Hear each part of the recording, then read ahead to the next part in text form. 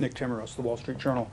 Chair Powell, my question is about what have you learned over the last few months about the inflation generating and price pass-through process? And just to drill down, the June CPI report showed evidence of tariff-induced goods inflation.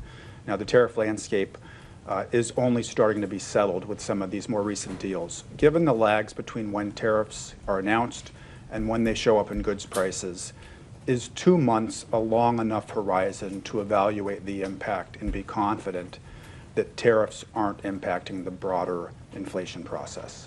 I think you have to think of this as still quite early days.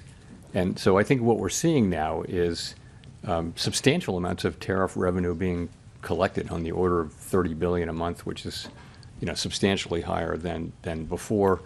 And the evidence seems to be mostly not paid only to a small extent through exporters lowering their price, and companies or retailers, sort of people who are upstream, institutions that are upstream from the consumer, are paying most of this for now. It's starting to show up in consumer prices, as you know, in the June report. We expect to see more of that. And we know from surveys that companies feel that they have every intention of putting this through to the consumer, but the truth is they may not be able to in many cases. So I think we're just going to have to watch and learn empirically how much of this and over what period of time. I think we've learned that the process will probably be slower than expected at the beginning, but we never expected it to be fast. We think we have a long way to go to really understand exactly how it will be. So that's how we're thinking of it right now.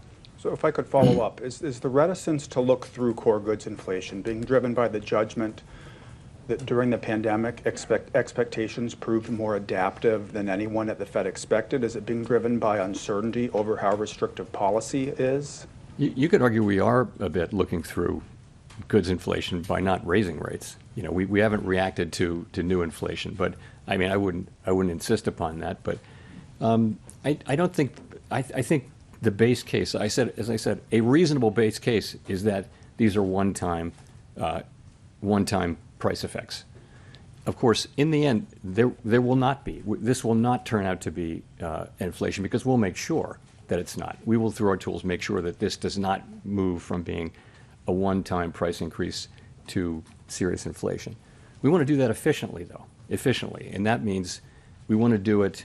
If you move too soon, you wind up maybe not getting inflation all the way fixed, and you have to come back. That's inefficient. If you move too late, you might do unnecessary damage to the labor market. So there won't be, in the end, a big inflationary problem. What we're trying to do is accomplish that in a way that is efficient.